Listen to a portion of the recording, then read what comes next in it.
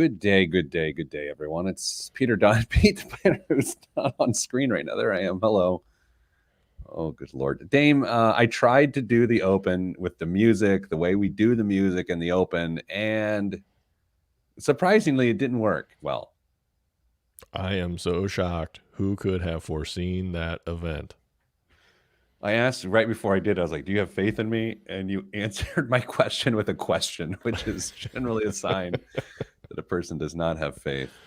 Oh, Derek, hello. Thanks for joining us. Hello. Good to be with you, Derek McLean. Long time. I haven't talked to Derek forever. Danza. Hello, Danza. Good to be with you both. All right, Dame, here's what's on the show this week. As is usual, I've got a tight schedule on a Friday. So, hey, Mike, hello. Good to be with you. For those listening on the podcast, we stream this live Friday, noon Eastern. And by noon, I mean 10 a.m. Eastern every Friday on Facebook Live, YouTube Live, and now Twitter. So we're doing that at Twitter. So you can follow at Pete the Planner, all one word. Why? Well, it's a Twitter handle. Dame, on the show this week, here's what we've got on the lineup. Number one, segment one. Would you work a job for $3,500 a week for 6 months if the job was a nightmare? We'll explore that. Segment two, why people should actually care about the debt ceiling getting raised. Segment three, should you use your home equity for home improvement, and what are the pros and cons of that? And then, of course, segment four, Guam and current events. I will also tell you that during the breaks between the radio segments, I have got two doozies in terms of On the Road with Peter, the travel log of Peter Dunn. So two insane stories this week, Dame, both related to me being perceived as creepy. Oh, that's not a stretch. No, did I tell you, speaking of creepy, before we get started here, because these are the perception that I'm creepy, which I'm not, but we'll get there. Did I tell you the story about the young woman who was the clerk at the grocery store that I talked to her about her hair? Did I tell you about this? I don't think so. So this is like a month ago. I'm like, it's after a soccer game or something. I go to the local grocery store, and this, I don't know, 19-year-old girl, 18-year-old woman, whatever you call them, she's there scanning me out. I was gonna say checking me out, but I didn't want to say that because then the creepy thing starts to go. And she's got like this lovely auburn colored red hair. And as I'm sitting there thinking, I was like, that's what my hair used to look like. My hair used to be that color. And so as she's like scanning my items, I go, and just trying to be relatable, I go, yeah, I love your hair. My hair used to be that exact same color. And the look on her face was just like, what's wrong with you? And then Ollie was with me. My daughter was with me. And she looked up at me and she was like, what have you done to this woman? And I'm like, that's how you know, like, it's so creepy. Like, I was like, the color of your hair used to be the color of the hair I have. Yeah. I'm not creepy. It's not with ill intent. It's not like I want to make a skin suit out of you. No, it comes natural. Yeah, I'm naturally creepy, but it's not like ill intent creepy. Right. Totally different. I think it might be. Let's start the show. Okay. Are we gonna have the spooky ghosts going? Sure. I mean, we can only do this 1 month a year. That's true. I think. Oh. There we go. The ghost is going to be with us the whole time. Perfect. Okay, now I got to change. I've got my stuff together. Every time I'm like, hey, I got to hurry today, Dame. Like it's the first time you've ever done this. It does feel like that a lot of times. Okay. In 3, 2, wait, hold on, not ready. 3, 2, 1. This week on the Pete the Planner Show, we answer your money questions. Here's how the show works. You email us, askpete at PeteThePlanner.com. That's askpete at PeteThePlanner.com, and we'll answer your question. And we're actually doing that here on the show. Today, joining me as always is Damian Dunn, no relation. Hello, Dame. Good day, Pete. Vice President of Advice at Your Moneyline and Hey Money. Dame, this week on the show, we're starting here. I was in Boston this past week. And of course, I'm reading my local hometown news in Indianapolis to see what's going on. And this article pops up on WTHR.com. Jobs at Camp Atterbury offering up to $3,500 weekly. And I was intrigued. I took the bait. I clicked. And then I read this article that has had me thinking about this nonstop since, October 5th. So, Dame, let's walk through it. Let's understand the particulars. And then you and I are going to walk through how someone is to make the decision to work a job for $3,500 a week with very little skills needed, with all due respect, for 6 months. Okay, so let's figure it out, like what's involved. So a company, AIM World Services, is offering up to $3,500 a week for janitors, cooks, food service workers, and dishwashers at Camp Atterbury. Now, here's the thing. While that is certainly a lot of money, not all of those positions qualify for that $3,500 a week pay. From the way this article reads, it's the food service workers that are at the top of the food chain. Yeah. $3,500 a week to be a food service worker at Camp Atterbury. And I'm connecting the dots here. This is to serve and provide services to the Afghan refugees who are now living at Camp Atterbury, who were evacuated in an emergency setting from Afghanistan when sort of Afghanistan fell to the Taliban. So, Dame, $3,500 a week. Here's the catch. It's 75 hours a week. So the shifts are 6 days at 12 hours a day for 6 months. So 26 weeks. You're going to make well over $90,000. I think that it's like $92,000 or $96,000 or something like that over a 6-month period. I want to start with you, Dame. Would you take a job? First of all, you'd be fired from the job. But would you take a job 75 hours a week? Going into it for $3,500 a week, because you would know within 6 months you'd make nearly $100,000 go. No, for one reason. I would be away from my family entirely too much for that period of time. At this phase of my life, that does not sound attractive to me. Okay, so let's say you did not have young duns. And that's not to say that your wife is not young. This got weird. Yeah. Let's say you didn't have children. Okay. Would you consider it? Potentially. I mean, my wife is a CPA. She is not a stranger to working long hours for many parts of the year. And, it's something that we've dealt with. So if there were no kids involved, it might be on the table. All right. How about if you're single? Yeah. Totally. I mean, okay. So what's fascinating about this to me is they're hiring about 100 people for these different positions. They range in $3,500 a week to $1,000 a week. $1,000 a week puts you on pace to earn $52,000 a year. Mm-hmm. And again, I respectfully say this is manual labor, right? I mean, it is not super highly trained technical skills, although, as you know, there is some skill involved with certainly manual labor, but custodial services and dishwashing and those sorts of things. Sure. This is an interesting thing, because a person can completely change their financial life forever, but they have to go through what I would consider to be a nightmare of 6 days at 12-hour shifts. But Dame, maybe I'm in the dark here. Maybe people already work 6 days a week at 12-hour shifts, so that isn't scaring them. I think there are a number of manual laborers that work well into 60, 70 hours a week on a regular basis. And so if that's something that they are used to, and then fantastic. I'm not saying that it's not possible. It certainly is possible. Gosh, I know plenty of people that have had a full-time job and a very aggressive part-time job on the side, and they just make it part of their lifestyle, and that's how they pull themselves together or out of a situation that they might have found themselves in. And we've talked about what a part-time job is, or maybe a quick change in employment to try and get your financial ship righted real quick.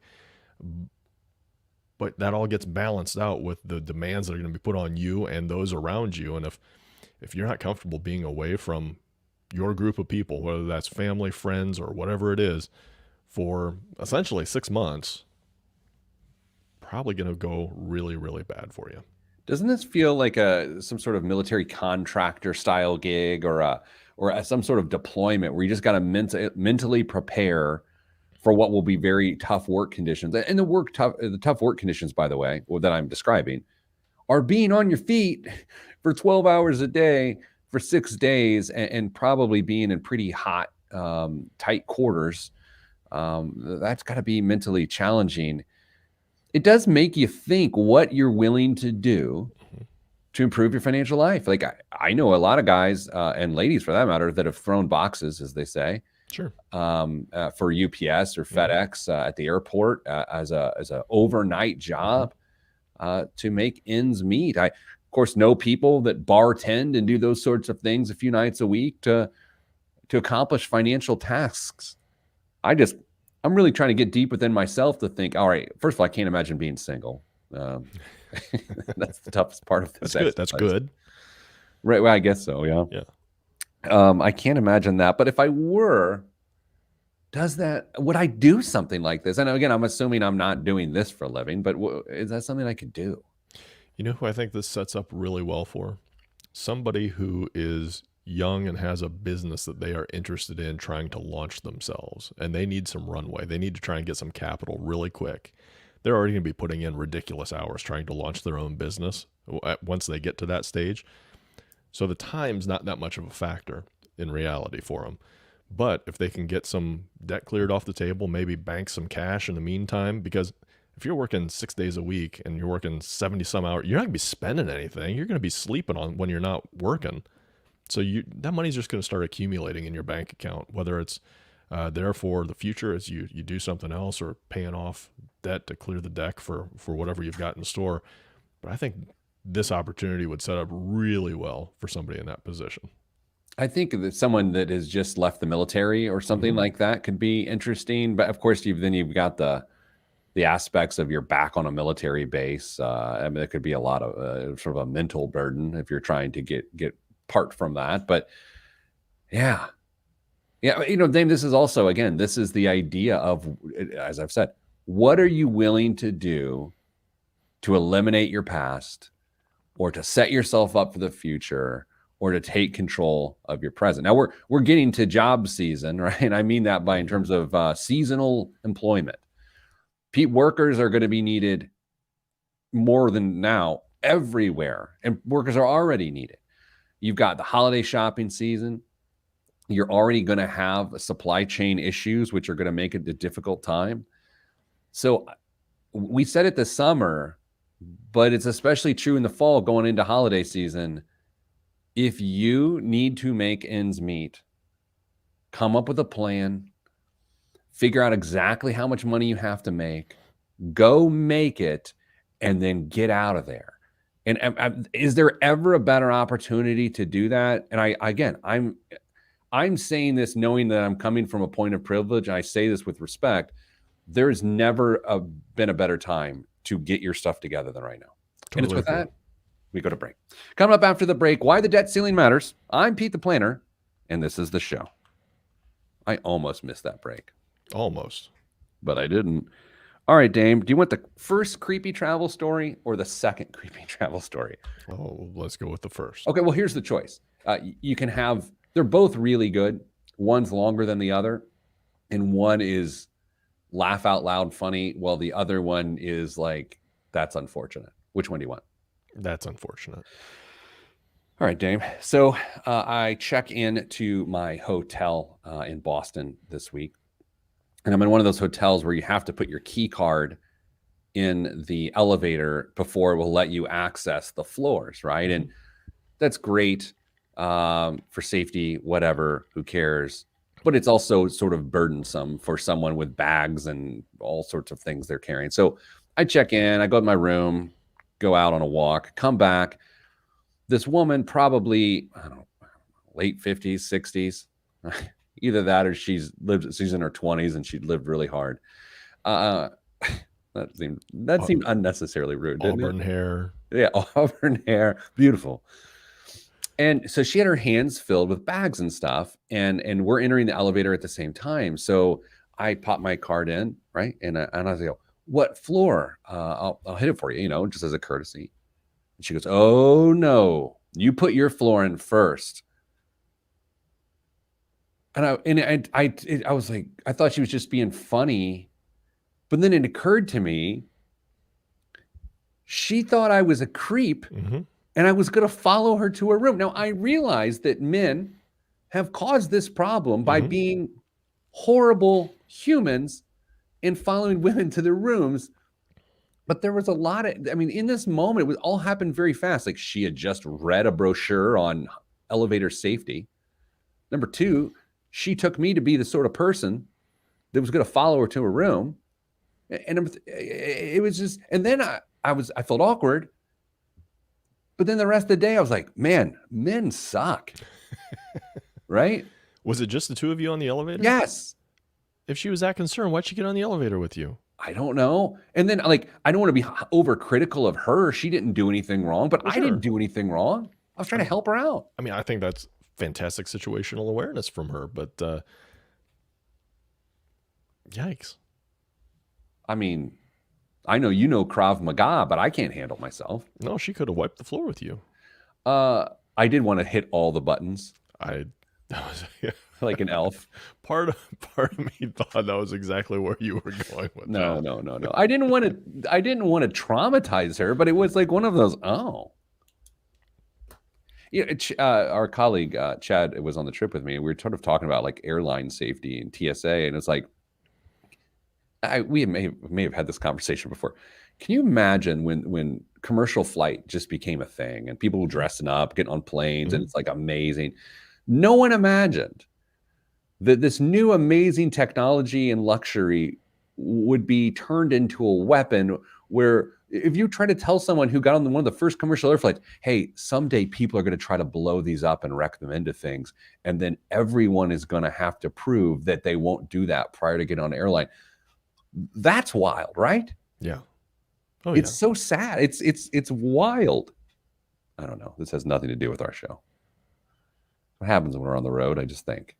And that's bad. All right. Here we go, Dame. Why the debt ceiling matters. That was my Ted Kennedy, since I was just in Boston. Okay. And 3,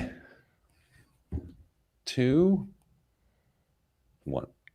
Back on the Pete the Planner show. Dame, I don't know if you heard, but there's a debacle over the debt ceiling once again. The debt ceiling being how much the government is able to borrow. It needs to be raised, because if it doesn't get raised, then the government will be unable to pay some of its obligations. And so what I wanted to do is talk through this a little bit, see what is really at stake. My job isn't to convince people that it should be raised. My goal is to help you understand what happens if it doesn't get raised. The debt ceiling has been raised numerous times, dozens, and it's been raised. It was raised 3 times under the previous administration, the Trump administration. So I know we love to make things political and make it binary between parties, but every party who has been in charge has raised the debt ceiling. And so I want to understand what would happen if the debt ceiling didn't get raised. To my current understanding, Dave, are you hip to what's currently happening right now? I believe I am. You want to give it a spin? Yeah. So spending is going to cap itself out. We have enough obligations going forward that we needed to increase the limit on our credit card. I know that's a horrible personal finance analogy, but it's essentially what it is. We need to get a raise in our credit limit so we can continue to pay our obligations. That can't happen without an agreement between the houses of Congress and the president. So what we are doing, floated a bill through. I believe it was agreed to in the Senate last night. This is Friday the 8th, by the way. I don't think it's gone through the House yet, but we will get that through, and we will get some additional spending. I think it's just under $500 billion, if I remember correctly. Yep. And that will get us not very far down the road, and we'll have to revisit this all over again. Yeah, and I think what sometimes can happen is if there's one party in control and the other one can mess things up, they can make it seem like you can lay this problem at the feet of the party in control, right? They can sort of bluster and say, well, let's let this thing go down. That way we can say this went down under their watch. Now, that is one thing they do, and I'm not being so cynical as to suggest that's the only reason people would oppose this. The other one is people are fiscally conservative. They don't want to raise the debt limit by $500 billion. It is, I believe, the 14th Amendment of our Constitution that requires the government to pay its obligations. And so this isn't just a political issue. It's not just a financial issue. It becomes a constitutional law issue. And I say that as someone who is not a social media constitutional law expert like so many people tend to be these days. So there is also this theory that even if the debt limit wasn't raised, the president could theoretically have the Treasury issue bonds anyway to raise more money, which would allow us to pay our bills. But then the Supreme Court would have to take up the case to say whether that debt issuance was legal. And this is something that has been mildly entertained by previous administrations, but it never got to the point where it was going to have to happen. Here's what would happen if the debt ceiling was not raised. I'm going to just go through a list of things just so people know. And I want you to remember this now. And I want you to remember this the next time this happens, which will be what? Next year? The year after? I think it's December that this is projected to get us to. Okay, yeah. So it's 480 billion is the extension. And then so this is going to happen all over again in December. And here we go. This information comes from the Committee for Responsible Federal Budget, a nonpartisan organization. Hey, when you read nonpartisan organization, are we so skeptical that we don't believe it's a nonpartisan organization? Totally. Okay. 15 million seniors could stop receiving Social Security payments, or they would see delays. 30 million families could stop receiving President Biden's expanded child tax credit payments, or see delays. Let's put a note in that one and come back to that one, okay? U.S. military service members could stop receiving paychecks. Veterans, I struggle to say that word, veterans, benefits could stop or be delayed. Postal workers and federal employees could stop receiving paychecks. The United States credit worthiness could be downgraded, spiking interest rates, which would raise mortgage, car, and credit card payments. Doubt in the typically reliable U.S. currency could tank the markets, hurting 401ks and other investments. The S&P 500 lost 17% in the months surrounding the last debt ceiling standoff. Let's put a pin in that one too. FEMA funding for hurricane and wildfire victims could stop. Wildlife victims, I don't think there's a lot of funding for wildlife victims, but wildfire victims. Public health funding for pandemic mitigation efforts could be cut off, and child nutrition program and other food assistance could stop. Okay, let's go back to our first point. The expanded child tax credit thing. I will start with a question to you. Damien, in your expert opinion, based on what you know about the personal finances of Americans and how vulnerable they are at times and how cash flow works at the lower end of the income spectrum, do you believe the advanced child tax credit program will end up extending beyond December 15th of 2021? I do. Again, I'm not asking whether you think that is good or bad. I'm simply asking, do you think it will happen? And I have come to the same conclusion. I absolutely think that will become a thing.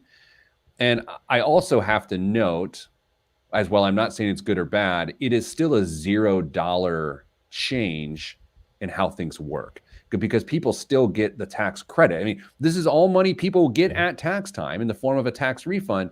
They're just getting it advanced to them now. And I'm sure there are conflicting reports, but the reports that I have read have suggested that this has been a really good thing for child poverty and child nutrition. So I think that'll keep up. The second thing I wanted to put a pin in, and we're going to revisit here, is the fact that the S&P 500 lost 17% in the months surrounding the last debt ceiling standoff. that would absolutely happen again, right? I mean, people panic and freak out. Sure.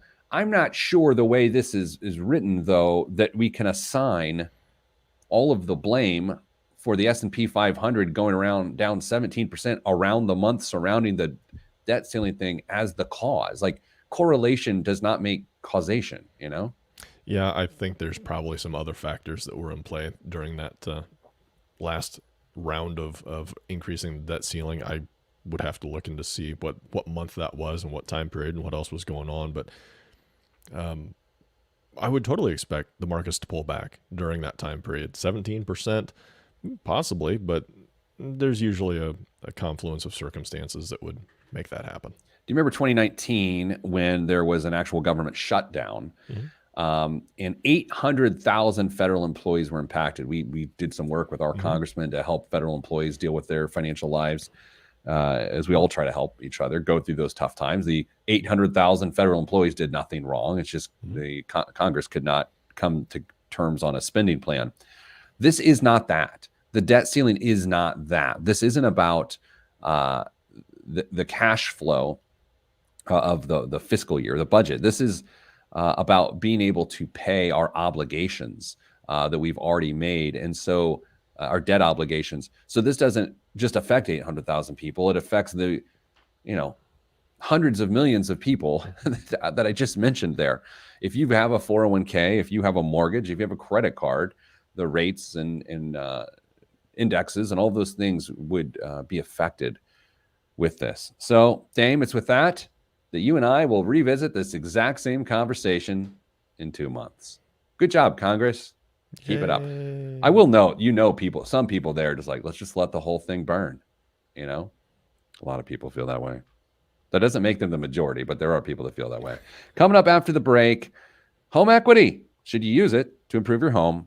I'm Pete the Planner, and we'll talk about that next. Sort of a weird outro, if I'm being honest. If we're in a state of true transparency here, I think it's important to note that I once subscribed to the let it burn ideology. This is probably 4 or 5 years ago. It's like, well, what's the worst could happen? It's like, I'm somewhat fiscally conservative. At that time, I was certainly more fiscally conservative than I am now. And I thought, well, yeah, let's just press reset. It's just a reset. It doesn't really work that way, though. There's no mechanism to press reset. No, and I think you and I will both agree, and some people may be really glad to hear this, that it's not unreasonable for people to want their government to be fiscally sound and potentially even conservative with their spending. So certainly where I fall, I saw a list of potential Republican presidential candidates in the next, because of course, Sure. we're a couple of years away. So why not start projecting stuff like that? I thought of the conversations that you and I have had about who we would love to see in positions on either side of the aisle to make this. And one of the people that you and I are both very fond of is somebody from the state of Indiana who is very, very good fiscally. And he was nowhere on that list, of course. But, Yeah. Man, I would love to see somebody make a run at it who could really just focus on domestic sorts of issues, and spending being one of them, and trying to get things more in line. But that ship may have sailed. Pete. Yeah. No, I think he's out of it. No, I mean, not even for him, just in general. Yeah. The spending may just be a thing of the past, and we're arguing over where the dollars are going at this point. Second creepy travel story. Are you ready? Yes. This is the laugh out loud one, right? I mean, you said that last segment. You put a lot of pressure on yourself. So make sure everybody in the comments, if you don't laugh out loud, just reply with a meh. I told the story to Oz this morning, and she laughed out loud, or yesterday. Well, yeah. Okay, you ready? So, as part of this conference that I was at, the entertainment was a dinner cruise in Boston Harbor. So I'm on a giant dinner cruise liner. It was really nice big boat. It's called like the Boston Odyssey or something like that. So, you're eating dinner, and then there's a DJ there, and there's a dance floor, and people begin to dance. So one of my friends who's at the conference, I see her over there dancing. She's dancing with this other woman, and I'm having my conversation with sort of my table. There's 4 people there. I'm being one of them. And out of the corner of my eye, I see a couple more people come over to the dance floor. And then one of my friends at my table, Cherie, she says, oh my God, look at that guy. I was like, okay, turn around. And then all of 4 of us at the same time, it hit us. This person from the back looks exactly like me. Exactly like me. So it's at about this time, he starts getting handsy with one of the women he's dancing with on the dance floor. Seconds later, the table behind us, this woman goes, oh my God, look at Pete the Planner. Their whole table turns, because I was the keynote speaker at this event, of which I was paid to be there. Like, I'm the, hey, not a weird flex here. I was the big star of the show, right? So this table's like, oh my God. And then they see me sitting right there, like, oh my God, that guy looks exactly like you. So then the head of the entire event, about 2 minutes later, if we're all just laughing, comes over here to me and she goes, we all thought that was you. Like, all the directors of this event. And they were like, man, Pete the Planner's really letting his freak flag fly. Like, he's out on the dance floor, like getting handsy with this woman. So not only did this guy look a lot like me, but and no one knows this part, but he was wearing a sweater that I own. But no one knew that. But I'm now going to show you a picture that I took with this gentleman after the debacle was figured out. I have video evidence, audio here. So here we go. This is a picture of me and the guy. Do you see it, Dave? Yeah, I do. And so we look enough alike that if you turn around on the side, it's just a shaved, bald white man head. Okay. Oh my gosh. So now what I'm going to do is I'm going to show you a video of him dancing that someone took and then posted on the app to the conference, questioning whether I was dancing with this woman. Oh my goodness. How does this stuff happen to me? Are you ready? I was really hoping the picture you were going to show was the 2 of you from the back. Okay. Watch the guy in the green sweater. It's hard to see, but look at him. Oh, yeah. Okay. He's all on the far side. Don't worry about the guy running up like a I don't know what Yo that Gabba is. Gabba character, but the guy in the green, he's just getting it. Can you believe that? So here, all these people on the boat that weren't in on it thought I was getting handsy with this woman. Turns out the woman is the man's wife. Oh, see, it has a good ending. That is the good ending. It's not a story about affairs at conferences. That's a whole other show. I see. I think you need to keep that guy's phone number for double work in case you need somebody to do a event for you. You did laugh out loud. I want you to know. I did. I did. I don't know how in the world this stuff happens to me. There's always something crazy. As long as everybody knows all the details and didn't think that you were a creeper. But that's the thing. It's like, as we just talked about previously, I somehow am accidentally creepy, but I'm not like outwardly like creepy. Right. I think it's my age. Yeah, you're kind of right in that sweet spot for creepiness, isn't it? Yeah. I'm like, I think there's like this like inherent, like a middle-aged white man creepiness that's out there, And I think I got it. Well, I don't view you as creepy though, and we're the same thing. I just don't publicize all my creepy stories. Oh, I bet yours are creepier then. Probably. Oh, okay. Let's start the show. Okay. Oh my God. Okay, 3. Not ready. Really? Surprising. 2. 1. Back on the Pete the Planner show. Dame, we got an email at the email in bag. Oh, creepy. For the show, ask Pete at PeteThePlanner.com. It's from Dara or Dara. How do you think it's pronounced? D-A-R-A? Dara. Dara? Yeah. Dara. So like it's Sarah, Dara. It's true. Sarah, Dara. One of us is right. Dear Pete, what are your thoughts on getting a home equity loan or line of credit to update current home while rates are low? Or should we stick with the slow cash flow approach process so not to incur debt? Thank you, Dara. All right, so well, I'll start with you, Dame. Do you have a rule of thumb that you want to share? Do you think that the current interest rates and the housing market are informative to your rule of thumb? Like, where are you at? Um, we hear people ask us about taking a home equity loan or line of credit for a number of things these days, whether it's school loans, whether improving a house, da, da, da. Once upon a time, the interest on a home equity loan was deductible. It is only deductible now for funds that are going to be used directly for the house. So, in that respect, okay, I mean that's one tick in the pro column. I know Sure. you're a big fan of T charts, Pete. So Like we'll 'em. put All a right, I'm tick making a in T the pro chart. Hold column. on. Okay, Oh, all right. making a T chart here. Pros and cons. Home equity. Pro. Deductible interest for used for to improve the house. So Yeah. if I use it for like buying tickets to a dinner cruise in Boston or something like that, that is theoretically not deductible. It's not even theoretically, it's not deductible. How would you be able to prove that one way or the other? Oh, like, yeah. How would you be able to prove that? Uh, mm, there's some really bad tax advice and sayings I could give right now that I won't. But Because you're married to an accountant. yes, Okay.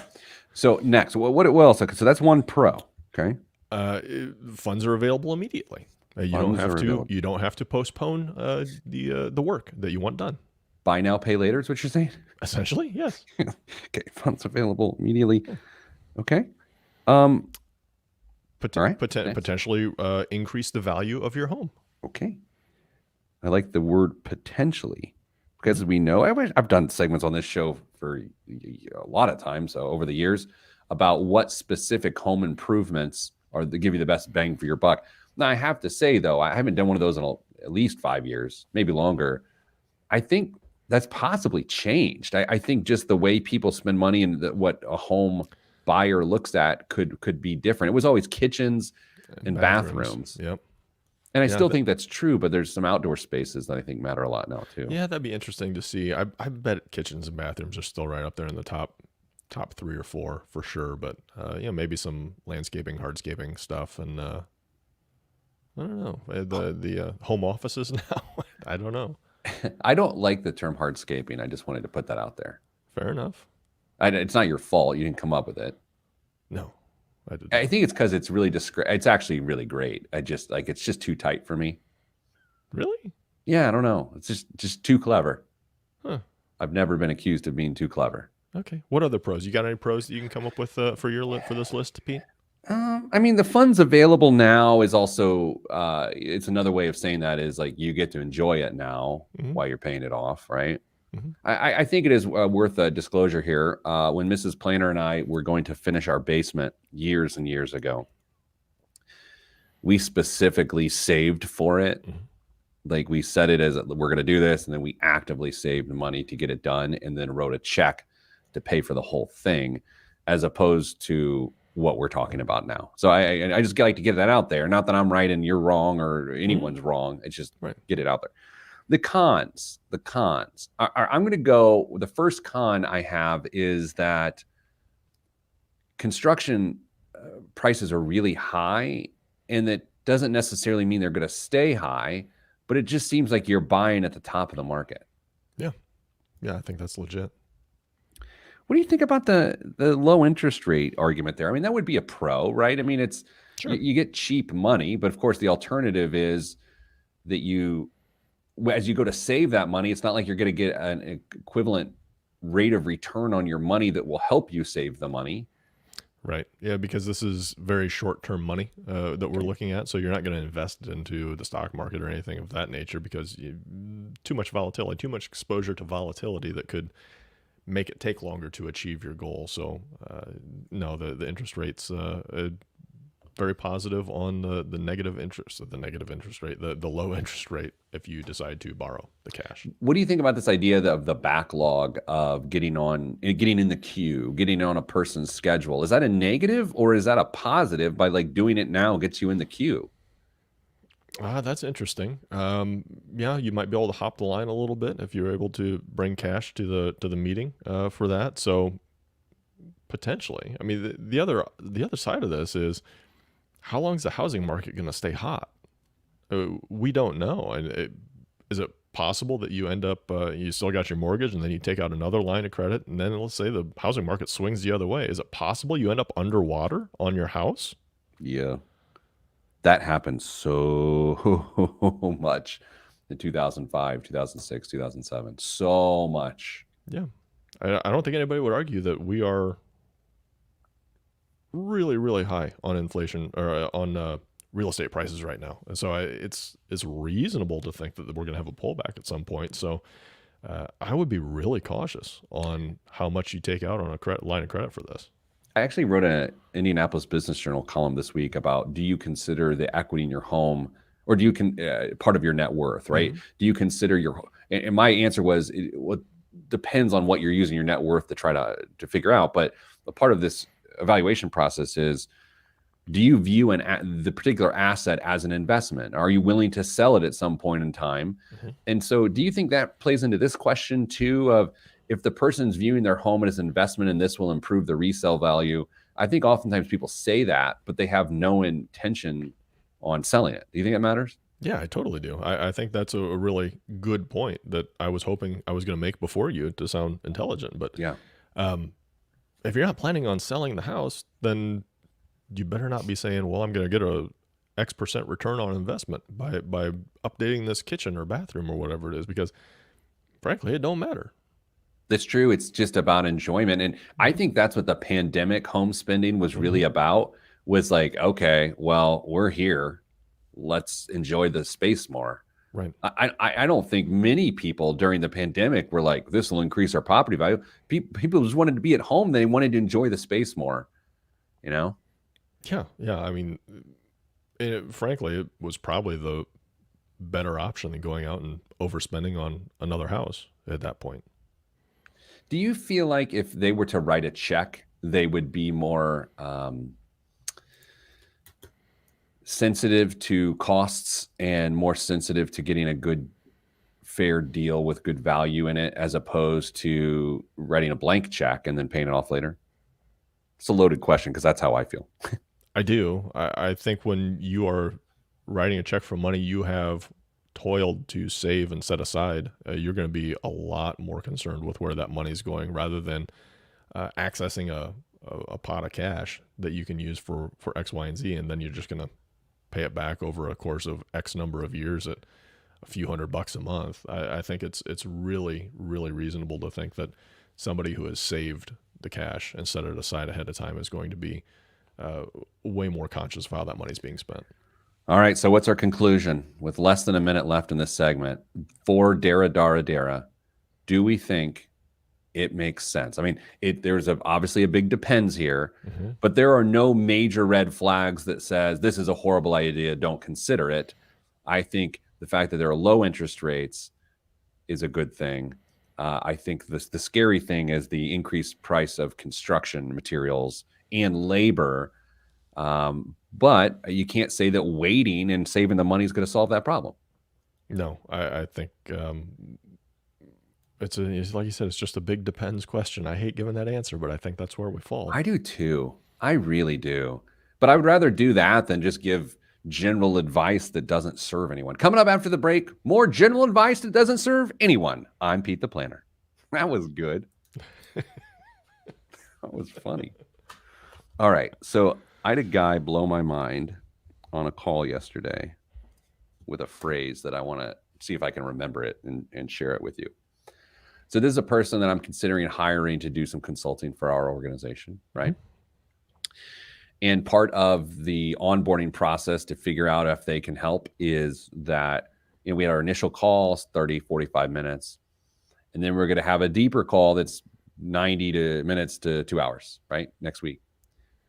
And he said, as we're picking the time, we picked the time. He said, look, this next session is free. It does not cost you anything. It's part of our process.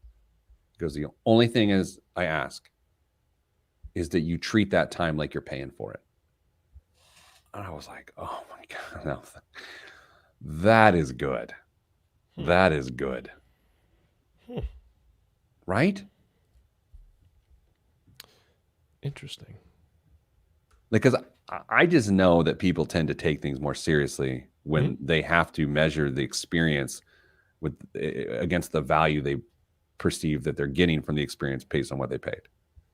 Totally. If you go to a restaurant and you pay $100 a plate for a dinner, and it comes back and you thought, well, it would have been good for $50 a plate. You gotta try and assign value to the time that you are spending, or the good. And in this case, I think that's a fantastic concept to keep in mind for the next 90 to 120 minutes on that phone call. Now, this is probably an off-the-air conversation that you and I should have. I wonder if our callers to your money line, who their employers pay for their thing, I wonder if that gives a weird vibe, or if there's any utility in that of saying, look, your company is paying for this. Our hope is in this conversation that you're acting, I don't know, is there any value to that? Maybe we should talk about that off the air. Maybe. Seems like a lot of pressure to put on somebody. Yes. I have thoughts. We will talk later. Yeah, it seems like it could be cheesy. I mean, Hey, welcome to our business, everybody. All right, Dame. Let's do the show. Okay, so I'm ready if you are. Well, first, I'm skeptical. Okay, 3, 2, 1. Back on the Pete the Planner show. This week's biggest waste of money of the week right here on the Pete the Planner show is... Now, Dame, during the break, I told you a story in the Facebook Live audience story about my time on a dinner boat in Boston this past week, the Boston Odyssey. Because I'm a tedious individual, I read the reviews of the Boston Odyssey before I went on the Boston Odyssey. And is tradition these days, there are a tremendous number of just really unhelpful reviews. One woman gave, and this is the biggest waste of money of the week, is this woman's spend. She gave the Boston Odyssey 1 star, stating something. I should find it. I should have found it. That said something to the effect of, I couldn't find parking, missed the boat. That's a waste of $400. And I thought, how is this Boston Odyssey's problem? Why would you leave that review? Do they control Boston, the harbor parking area? And how is that their problem?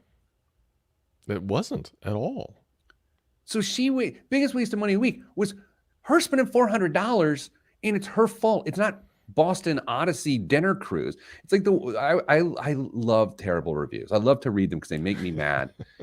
I read this once. This person said, I stood up from the restaurant and hit my head on the chandelier. Don't go there. Like, she was at her table at a restaurant, and there was like a low-hanging chandelier. She hit her head on it. She's like, no one should eat there. And I've been to this restaurant. I know exactly what she's talking about. It's her fault. No, nothing is anybody's fault anymore, Pete. I also had a friend who owns a restaurant, not the one that everyone thinks I'm talking about, a different one, truly. And he was telling me that this group came in. The restaurant typically doesn't serve a lot of children. It's more of an adult restaurant, which is different than like an adult movie theater. It's an adult restaurant. Anyway, so the kid orders a salad off the menu. It's a delicious salad. I've had the salad, but it's sort of a gourmet salad, right? I mean, sort of like a tastes for adults. Server comes over. Oh, Timmy, you enjoying the salad? Tim, no, I don't like it. Timmy's mom's like, he doesn't like it. Can you make him something else? Server's like, sure, yeah, we'll get him a different salad. Brings the salad over. They like that salad. Check comes. Both salads are on there. And then the people were like, you can't charge us for both salads. It's like, you ordered another salad. Nothing was wrong with the salad. He just didn't like the salad. And then they left a terrible review saying they made us pay for both salads. And it's like, I want to review the reviewer. You're a terrible diner. You remember that old quaint saying, the customer is always right? That can go right into the Boston Harbor. Yeah. Dame, what's in the news? Do you have the siren sound queued up so we can play that? Oh my gosh, he does. That's all I could come up with in the time you gave me. That's pretty good. It's Not great. U.S. Department of Education is streamlining its most criticized loan forgiveness program, making it easier for more than 500,000 borrowers who work in public sector jobs to have their loans canceled. Is that the ghost beside you or a siren? I don't know.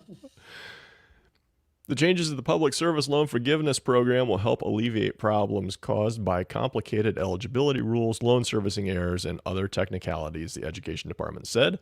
Most of the improvements stem from a temporary waiver running through October 2022. That'd be a short timetable. It expands what is considered a payment, and that also would count towards forgiveness. Altogether, the Education Department estimates the changes announced Wednesday will help at least 550,000 borrowers automatically qualify for forgiveness faster, including some 22,000 who will be immediately eligible to have a combined $1.4 billion in loans canceled. The government also estimates there are about 27,000 borrowers who could see roughly $2.8 billion forgiven if they can show they were employed in an eligible job. We live in that world. Like we help people with public service student loan forgiveness all the time. Like it's literally part of our business model. This will be helpful to help people get more people student loans forgiven. The program is actually no simpler. Just so you know, like it just makes more people eligible for a really complicated program, and we will continue to navigate the waters for our clients. Dame, what else is in the news? Well, many consumers are unhappy that car insurers use their credit histories in setting premium rates. Now, an alternative is in sight, and some might like it even less.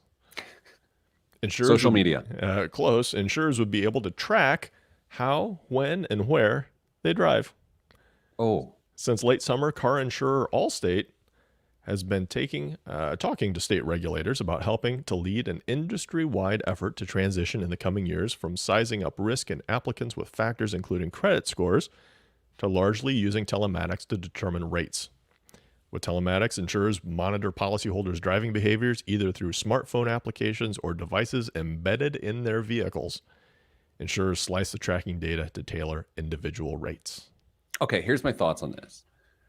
A person could theoretically, I use that word too much. A person could say, I'm okay with that. And because I'm okay with that, I want a lower rate. Mm-hmm. It's just like that plug and play thing that used to, like you'd plug it into your car. Right. It would take your speedometer and stuff like that. So I think on the surface, I have no problem with this. I think where it gets hairy is requiring it. Do you feel differently? If somebody wants to opt in, yeah, I've got no problem with that. But to require it, I'm not a big fan of. Yeah, I know there's I don't know if I have a problem with this if you opt in at all, because I feel like both parties are saying, go ahead. Go ahead. And the other party's like, we will. And then you hear a siren down there like that, right? Yeah, I actually know somebody who entered into this agreement with their insurance company already, and they are tracked, I think, through their cell phone, if I remember correctly. You do? What? You sort of buried the lead here. What? You can tell me about this, or are you making this up? No, I've known him for a very long time. I think he and all the drivers in his family have an app on their phone that monitors how, when, where they drive. Wow. Wonder if they then sell that data to advertisers. They have to, right? I mean, they should. I mean, that's the genius part of this. Yes. Odds, get Allstate on the phone. That's not the way it works around here. No. I'm sorry. Yeah. Oz being our coworker who would get Allstate on the phone. And she could do it too. Oh, she absolutely could do it with a smile. Dane, what else is in the news? BlackRock is putting annuities in American workers' 401ks. The investment giant said 5 employers have signed up for a new retirement product that will allow workers to receive a stream of payments for the rest of their lives. A small number of 401k plans currently incorporate annuities. Employers who offer retirement plans worry about annuities' complexity and their cost, and about being sued if the insurer that stands behind the annuity fails to make payments. A 2019 law now protects many employers from legal liability. Pete, I've got a gob of other information on this if you really want me to go through it. However, I think you and I can make some relatively informed comments. I'm curious what you think about it. I'll say this. I have absolutely no problem with this. And here's why. Accumulation is the period of time in which money goes into your 401k, we'll say here. Like it goes in, oh, it's going in. Now I'm retiring. Now we're to the distribution phase. You would not believe how much people misunderstand the distribution phase. They're like, where's my check? There's no actual mechanism to just send you a check. It has to be managed. This gets a mechanism similar to a pension, to a defined benefit plan. And yes, it's going to cost more. And yes, there's other risks, but I have no problem with this. I will tell you, one of the things that would come up are fees, and these contracts are really, really reasonably priced. They are. Can you tell me? 10 bips. Oh, that's a steal. Yeah. Whee! That's all we have time for this week on the Pete the Planner Show. I got Damien to laugh at least 2 or 3 times this week. Sending good vibes, because good vibes are all that's in the budget. I'm Pete the Planner, and this is the show. Sorry. This is how I know I've had the right amount of caffeine.